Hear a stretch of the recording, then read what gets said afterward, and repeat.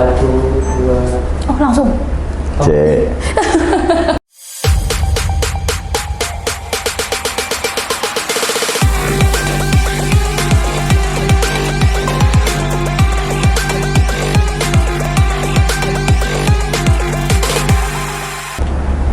Halo, apa kabar kawan pajak dimanapun berada, terkhusus kawan pajak yang berada di Kalimantan Barat. Semoga selalu dalam keadaan sehat dan bahagia. Kembali di CCPK, Cakap-Cakap Pajak Kalbar, cakapnya yang cakep-cakep, yang cakep kuy cakap-cakap, episode 12. Bersama saya, Rachel Adinda, yang akan menemani kawan pajak beberapa waktu ke depan.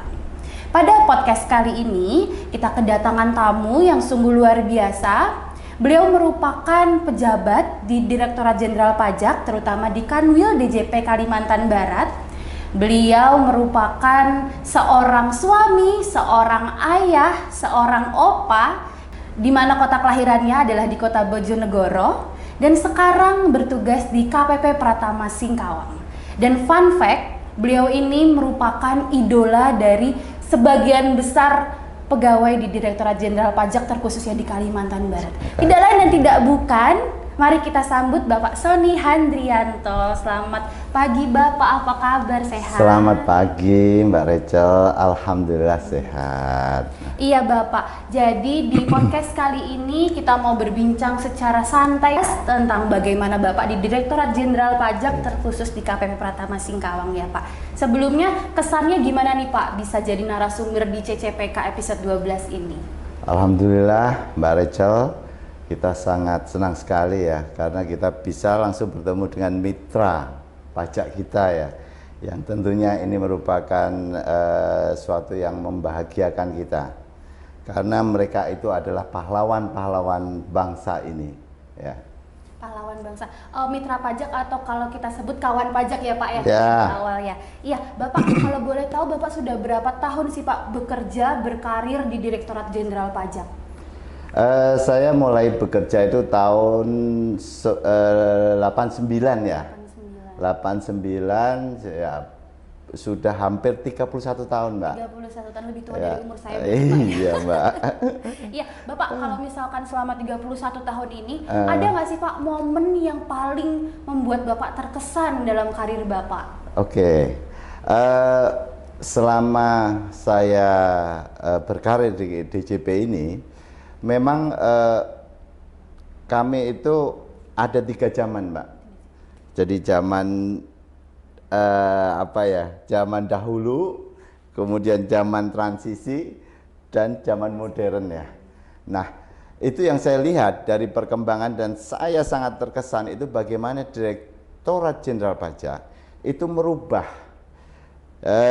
image ya, yang tadinya adalah bagaimana kalau orang berhadapan dengan pajak itu takut, ya kan? Seolah-olah mereka itu dikejar-kejar yang inilah ya. Tetapi pada masa transisi itu adalah masa di mana teman-teman pajak itu membalikkan posisi itu.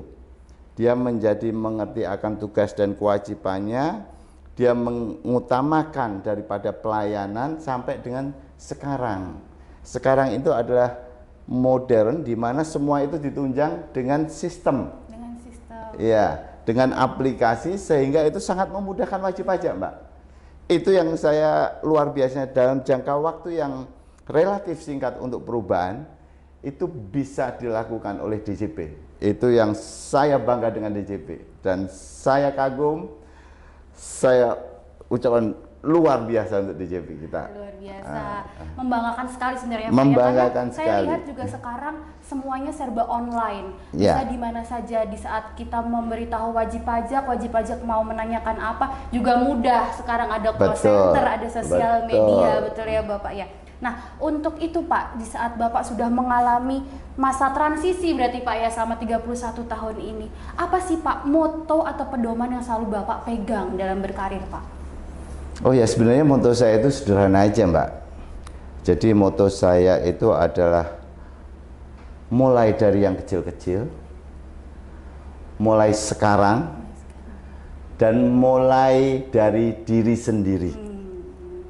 Ya, itu 3 kata yang luar biasa. Karena dengan 3 kata itu kita akan survive di mana aja dan kita akan dihargai di mana aja. Karena semuanya itu dari dalam diri kita. Perubahan itu ada dalam diri kita sendiri. Baik Pak, berarti dimulai dari hal yang kecil, dimulai dari diri sendiri, dan dimulai dari sekarang. Nah itu kan untuk moto ya Pak. Ya. Kalau untuk pedoman ada lagi nggak Pak? Pedoman hidup saya itu adalah bekerjalah dengan hati. Dengan bekerja dengan hati tidak perlu diawasi, Mbak.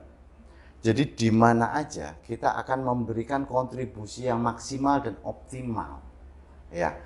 Dengan cara seperti itu, kita tidak lagi mengharapkan penilaian dari orang. Penilaian adalah dari Yang Maha Kuasa, karena kita lakukan itu dengan tulus. Itu, Mbak. Berarti itu memenuhi salah satu nilai-nilai Kementerian Keuangan ya Pak, integritas, betul ya Pak ya? Ya. Nah untuk saat ini kan Bapak bertugas sebagai Kepala Kantor di KPP Pratama Singkawang ya Pak ya. Betul. Nah untuk di Singkawang sendiri kan wilayahnya ada Singkawang, Bengkayang, Sambas, bukan begitu Pak? Nah itu untuk potensi perpajakannya ada apa aja tuh Pak di sana Pak? Ya, sekali lagi Singkawang itu adalah kota yang unik ya, karena dia terdiri dari 3 suku yang berbeda ya, yaitu Cidayu ya, Cina, Dayak, dan Melayu. Itu komposisinya itu hampir sama, sehingga budaya itu dari ketiganya bercampur dan menjadi kota yang paling toleran. Ya. Sedangkan potensi perpajakan yang ada di Sing Bebas, kalau kita menyebutnya Singkawang, Bengkayang, dan Sambas ya, itu adalah perdagangan.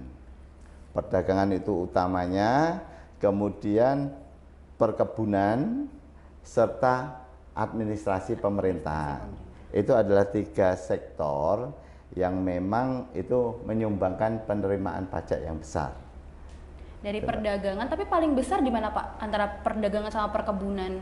Ya, perdagangan Mbak. Perdagangan ya Pak ya? Perdagangan, kemudian perkebunan, dan administrasi pemerintahan, dan sektor-sektor lainnya masih. Tapi yang 3 besar itu dipegang oleh 3 itu. Kalau perkebunan berarti paling banyak di daerah mana Pak? Perkebunan yang paling banyak itu Sambas dan Bengkayang. Sambas dan Bengkayang. Ya. Jadi kalau di Singkawang itu hanya kantor administrasi ya. Dan perdagangan murni. Dan ya, perdagangan Pak, ya? murni ya.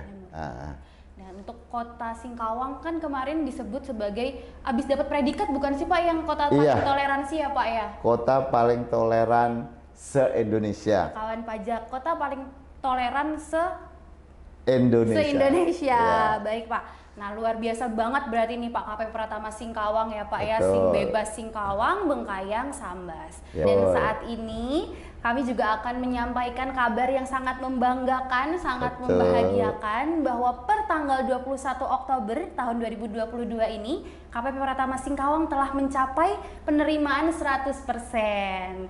Dimana artinya berarti KPP Pratama Singkawang ini back to back ya Pak ya? Ya. Dari tahun 2021 100%, 2022 sudah 100% juga. Betul. Nah tanggapan Bapak terkait hal itu apa Pak? Ya, terima kasih Mbak Rachel.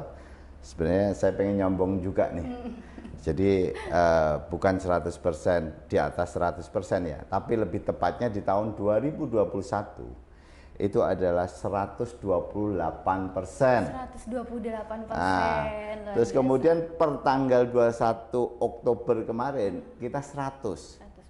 Dan prognosa kita itu sampai dengan akhir Desember nanti itu sekitar 118%. 118%. Itu capaian yang luar biasa. Luar biasa ya, luar Pak. biasa itu. Nah, untuk mencapai tahun 2021 120%, lalu prognosa 2022 118% ya, Pak. Apa sih Pak strategi Bapak? Strategi saya satu ya, itu adalah internalnya itu bagaimana meningkatkan etos kerja, budaya kerja di SDM kita. Itu tentu sangat berpengaruh terhadap outputnya nanti ya. Setelah kita lakukan perbaikan di di SDM-nya, kemudian kita tingkatkan bahwa pelayanan itu menggunakan aplikasi yang berbasis IT. Berbasis IT. Ya. Sehingga itu nanti akan berpengaruh terhadap kepatuhan wajib pajak. Nah, kepatuhan wajib pajak itu adalah kepatuhan melapor dan kepatuhan membayar. Nah, kepatuhan melapor pun itu kita sudah tahun 2021 itu mencapai 113% loh yang memasukkan ya, SPT. Ya. 113%. Ya. Terus kemudian di tahun 2022 ini per Agustus kita juga sudah mencapai 100, sekian persen. Ada 100% di Agustus. Ini juga karena itu semua adalah didukung oleh pelayanan prima oleh SDM-nya, didukung oleh aplikasi berbasis IT untuk kemudahan pelayanan itu sendiri, sehingga wajib pajak semakin percaya dengan DJP. Dia trustnya tinggi dengan sukarela peningkatan kepatuhan itu tadi. Berarti KPP Pratama Singkawang ini kawan pajak berarti KPP yang trustworthy ya Pak ya. Dengan adanya teknologi-teknologi kita membantu wajib pajak di pelayanan, jadi semakin mudah, semakin nggak males WP mau lapor, mau bayar. Itu kan strategi Bapak di secara internal ya Pak ya. Nah tapi selama ini Pak untuk mencapai target-target tersebut ada nggak sih Pak kendala? Tentu ada dong ya Pak. Kendala iya ada ya. Kendala pertama itu adalah wilayah kerja. Wilayah kerja itu kita kan 3 kabupaten yang kalau kita katakan masing-masing kabupaten itu kan luas ya Mbak ya. Sehingga di situ kendala pertama. Kendala kedua itu adalah tingkat pendidikan daripada wajib pajak. Artinya tidak pendidikannya tapi pemanfaatan IT-nya itu loh Mbak. Itu yang perlu kita edukasi secara terus-menerus. Sehingga nantinya ini bisa dinikmati oleh seluruh wilayah sing bebas itu, Singkawang, Bengkayang, dan Sambas gitu. Berarti KPP Pratama Singkawang ini sebenarnya inovasinya banyak banget ya Pak ya terkait IT itu ya? Iya, alhamdulillah. Nah, untuk mencapai target yang di tahun 2021 Pak, 100%, 120% itu. Padahal kan itu masih pandemi, masih tinggi-tingginya tuh Pak ya? Betul. Nah, itu ada kendala yang sangat matters nggak Pak di pandemi tersebut? Terima kasih Mbak Rasya. Bahwa kendala itu pasti ada, karena itu merupakan tidak bisa ya bertemu langsung dengan wajib pajak. Sehingga kita harus ganti dengan melalui media. Media berbasis IT. Itu bisa, kalau pelayanan tuh bisa melalui WA, kemudian melalui email.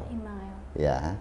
Terus kemudian kalau medsos untuk sosialisasi atau kita melakukan penyuluhan wajib pajak itu bisa melalui Facebook, Instagram, Twitter, YouTube ya. Dan termasuk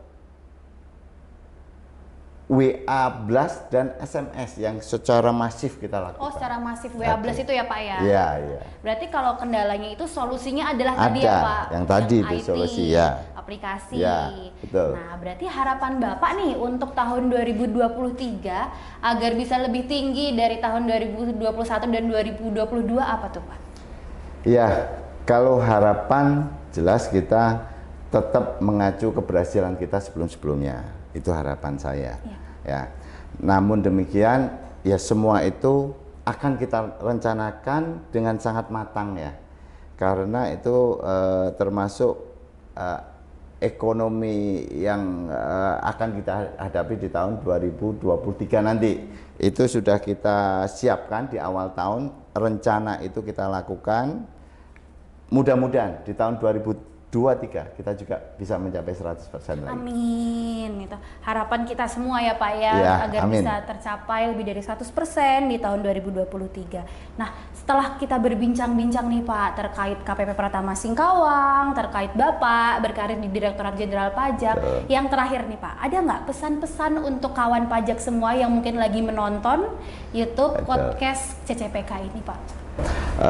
Sebagai closing statement saya menghimbau kepada wajib pajak bahwa negara ini sangat membutuhkan peningkatan kesadaran perpajakan, pembayaran perpajakan dari kawan pajak kita.